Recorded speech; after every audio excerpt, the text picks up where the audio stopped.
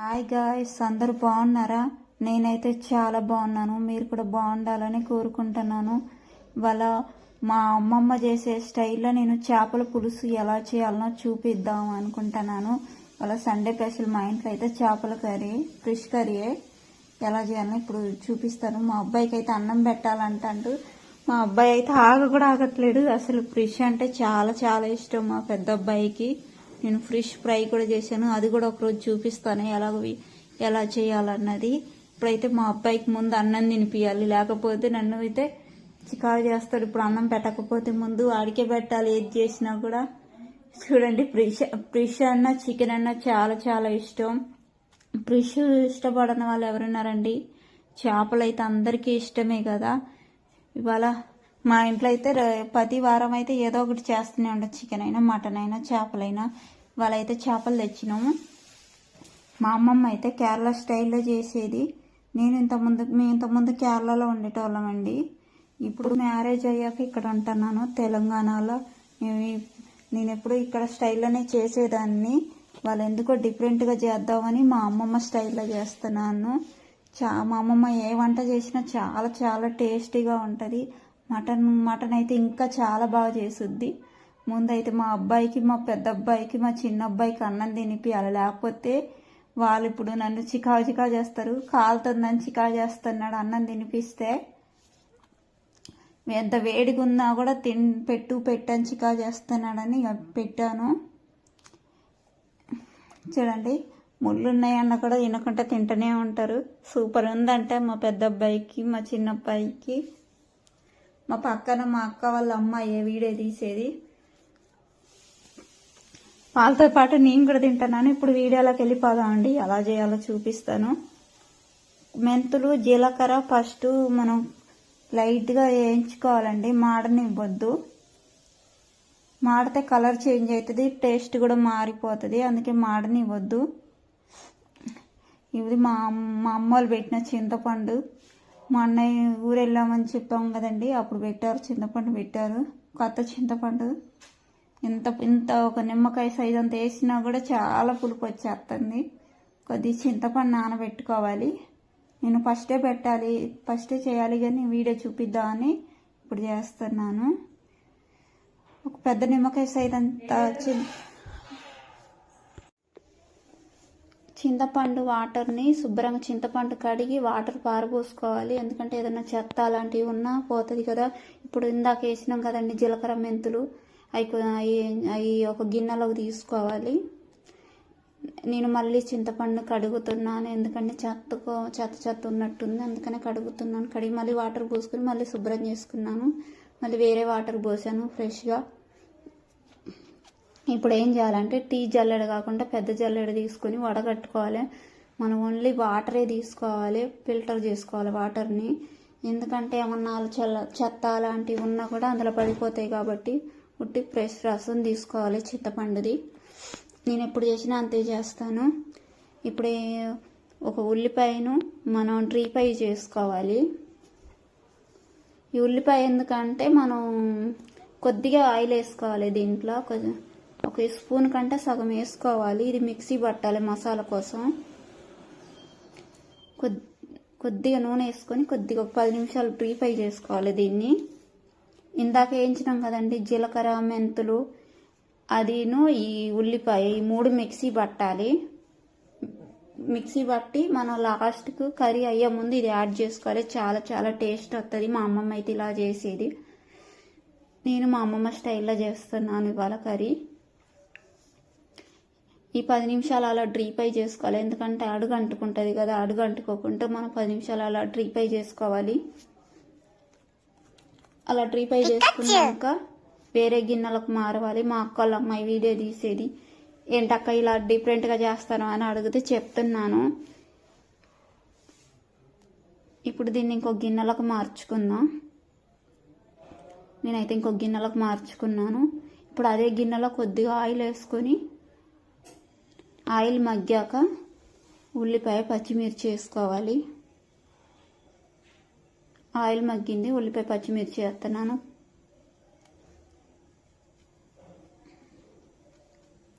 కొద్దిగా కలబెట్టుకోవాలి.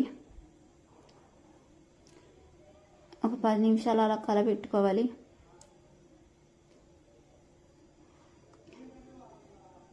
నేనైతే ఏ కర్రీ చేసినా కూడా ఉల్లిపాయతో పాటు సాల్ట్ వేసేస్తాను, అప్పుడే తొందరగా ఉల్లిపాయ మగ్గుద్ది కాబట్టి నేను సాల్ట్ వేస్తాను. 10 నిమిషాలు అలా మూత పెట్టి ఉంచాలి. ఒక 10 నిమిషాలు అలా మూత పెట్టించి ఒక 10 నిమిషాల తర్వాత తీద్దాము. ఆ లోపు మనం ఇందాక వేయించినాం కదా అదే మెంతులును జీలకర్ర ఉల్లిపాయ ఈ మిక్సీ పడదామండి.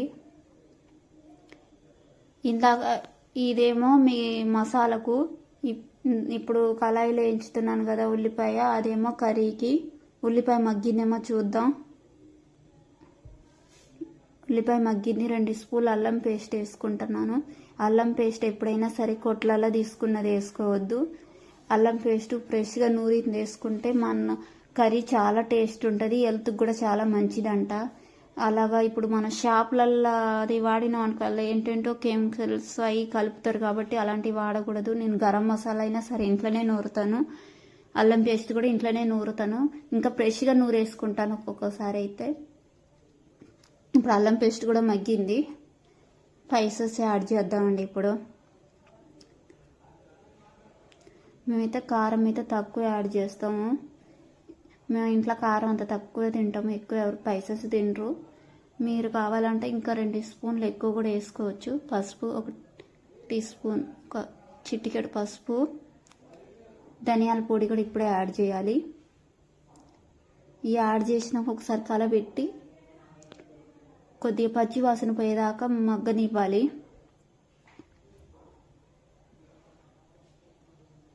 10 నిమిషాలు అలా గంటతో కలిపి మగ్గనిద్దాం, మూత పెట్టి ఉంచుదాం. ఇప్పుడు చూద్దాం. మసాలా కూడా స్పైసెస్ కూడా చాలా మగ్గింది. ఇలా నూనె తేలాలి పైకి, ఇలా తేలేటప్పుడు చేసుకోవాలి. ఇలా క్లీన్ చేసిన ఫిష్ ఇది. ఫిష్ క్లీన్ చేసేటప్పుడు కొద్దిగా చిటికెడు నిమ్మరసం సాల్ట్ వేసి శుభ్రంగా కడిగితే చాలా బాగుంటుంది, నీసు వాసన అన్నది రాదు. నేను పక్కన ఫ్రై కూడా చేస్తున్నాను చేపలు. మా అబ్బాయికి ఫ్రై అంటే ఇష్టం. ఇలాగ మనం గంటతో ఎట్లా పడితే అట్లా కలపొద్దు, ముక్క విడిపోతుంది. ఇలాగ కళాయితో ఇలా పెనాన్ని ఇలా ఎగిరేస్తే చాలు, మసాలా అంతా ముక్కలకు పట్టేస్తుంది. 10 నిమిషాలు మగ్గనిద్దాం, నీసు వాసన పోవాలి. నూనెలు కూడా ఫిష్ అన్నది మగ్గాలి కాబట్టి. ఇప్పుడు చూద్దాం. ఇప్పుడు ఇందాక మనం ఫిల్టర్ చేసి ఉంచినాం కదండి చింతపండు వాటరు, అది ఇప్పుడు యాడ్ చేద్దాము. మాకు పులుసు ఎక్కువ కావాలి కాబట్టి కొద్దిగా 1 టీ గ్లాసులు వాటర్ యాడ్ చేస్తున్నాను. మీరు కావాలంటే వాటర్ యాడ్ చేసుకోవచ్చు, వద్దంటే వద్దు. నేనైతే యాడ్ చేసినాను, మాకు పులుసు ఎక్కువ ఉండాలి. ఇప్పుడు పులుసు ఎలా మగ్గిందో చూద్దాం. మా అక్కల అమ్మాయి వీడియో తీయంటే చాలా ఫాస్ట్గా తీసేస్తుంది. ఇప్పుడు చూద్దామండి. చిన్న కలబెట్టాలండి, గంటతో మనం ఇష్టం వచ్చినట్టు కలబెట్టితే పీసెస్ అన్నీ ఇరిగిపోతాయి చాముక్కలు. ఇది ఇందాక మిక్సీ పట్టి ఉంచాం కదండి ఉల్లిపాయ జీలకర్ర మెంతులు పేస్టు మిక్సీ పట్టాం కదండి, అది ఇప్పుడు యాడ్ చేసి చిన్నగా కలబెట్టాలి, ఫాస్ట్గా కలబెట్టొద్దు. ఇప్పుడు ఒకసారి మూత పెట్టి మళ్ళీ మూత తీసి చూద్దామండి. ఇలా మగ్గుతుంది చూడండి. ఇప్పుడే ఒకసారి కలబెడదాం, చిన్నగా కలబెట్టాలి జాగ్రత్తగా, మొక్క అన్నది విడిపోకుండా జాగ్రత్తగా కలబెట్టాలి. ఇప్పుడు నేను ఫ్రెష్ మసాలా వేస్తాను. నేను ఇది ఇంట్లోనే నూరాను, ఇది ఎలా నూరాను ఒకసారి వీడియో చేసి పెడతానండి. చిన్నగా కలబెట్టుకోవాలి. 10 నిమిషాలు మగ్గినాక మూత తీసి చూద్దామండి. ఇప్పుడు సన్నగా తరిగిన కొత్తిమీర యాడ్ చేయాలి. ఇంతేనండి మా అమ్మమ్మ స్టైలు, కేరళ స్టైలు చేపల పులుసు. చాలా చాలా టేస్ట్ ఉంటుందండి. మీరు కూడా ఇంట్లో ఒకసారి ట్రై చేసి నాకు కామెంట్ అన్నది చెయ్యండి, చిన్న లైక్ కొట్టండి, మా ఛానల్ సబ్స్క్రైబ్ చేసుకోండి, కామెంట్ అయితే అసలు మర్చిపోకండి. కర్రీ అయితే రెడీ అయిపోయిందండి. ఇప్పుడు లాస్ట్కు సాల్ట్ యాడ్ చేస్తున్నాను. సాల్ట్ అయితే తగినంత యాడ్ చేయాలి, ఎందుకంటే ఆల్రెడీ మనం సాల్ట్ ఉల్లిపాయలలో వేసినాం కాబట్టి తగినంత యాడ్ చేసుకోవాలండి. Thank you, bye friends.